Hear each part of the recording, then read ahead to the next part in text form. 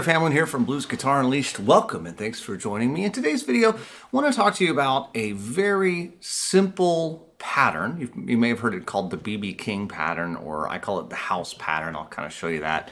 I believe used, I'll say, as the B.B. King pattern, it has a particular usage, which I'm gonna show you. But there's kind of a cool thing if you turn it around, as I like to call it, it becomes sort of dedicated to the minor blues sound. And it's kind of a cool little pivot that you can make that gives you access to some different notes.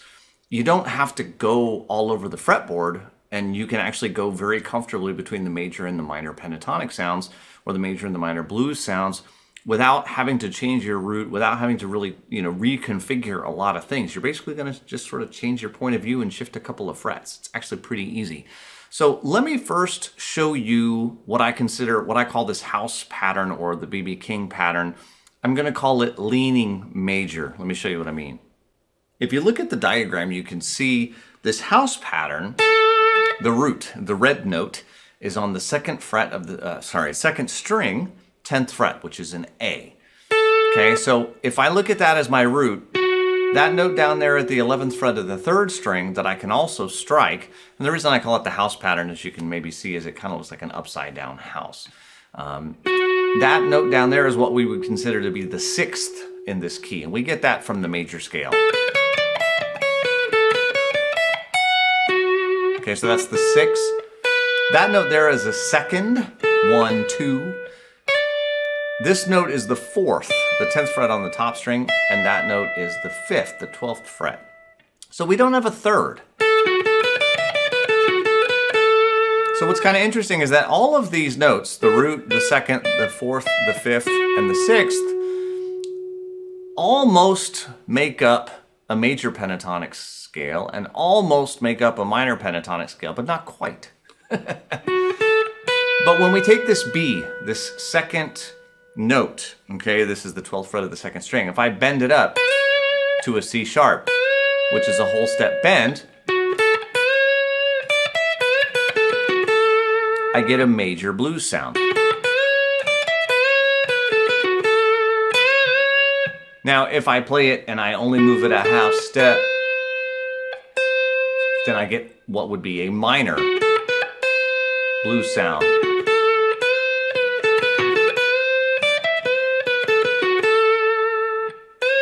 But again, if I go a whole step, it's major.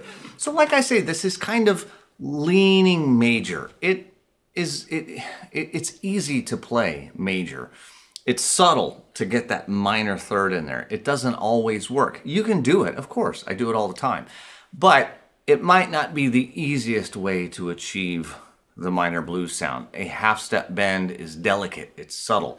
It's great if you can do it and if you can hit it every time, but you might not be able to. Even if you can, it's always cool to have another option. So let's look at another option. So what if, instead of using my first finger as my anchor, I simply switch to have my third finger be the anchor? Okay, same pattern.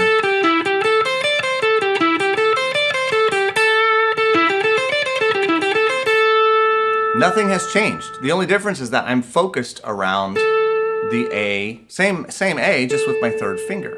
So now I have the note down here 2 frets below, which is a flatted 7th, which is very much from the minor scale. This is the 5th, flat 7th, root, flat 3rd, and 4th. And I can bend the 4th up to get a 5th if I want.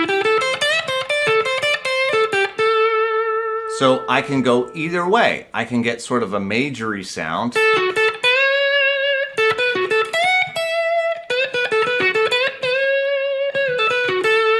or I can get a minor sound.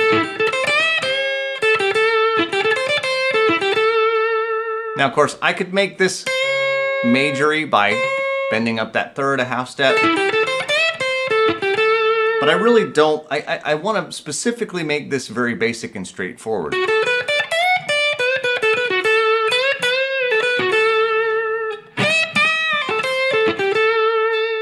Okay, now when I do this, there's a very important detail. Okay, notice that when it's, I'll say, a major, I bend that note that my third finger is on, that's the second of the scale. I gotta bend it up to get to the third. When this is a minor pattern, I can't bend that note anymore, because if I do, I gotta go a minor third. It's a really substantial bend. So it is not a casual bend. Doesn't really work out. If you can make it up there, that's fine. But when I'm major-y,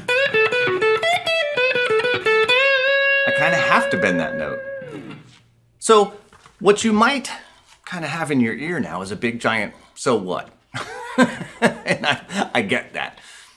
If you remember, however, that when you solo over a blues, right? If you just take a simple, in this case, shuffle in A. It could be a slow blues in A, it could be a shuffle in A, it could be straight feel, it doesn't matter.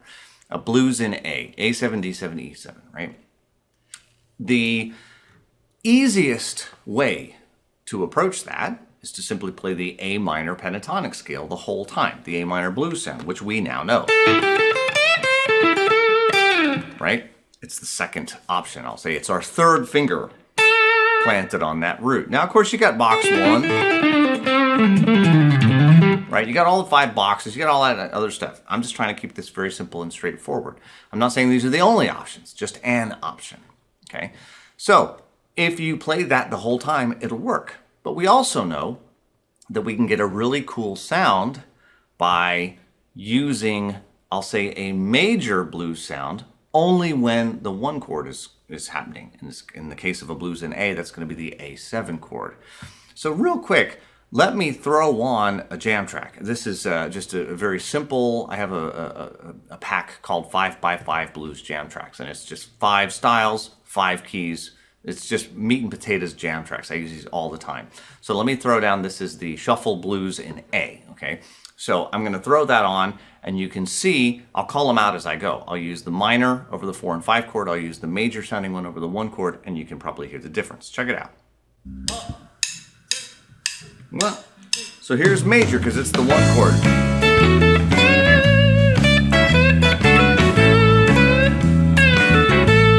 So I'm gonna switch it around. Minor, back to major, back to minor,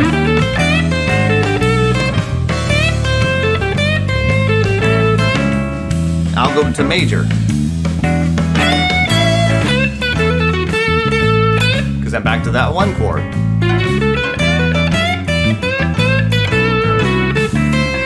minor, back to major, minor,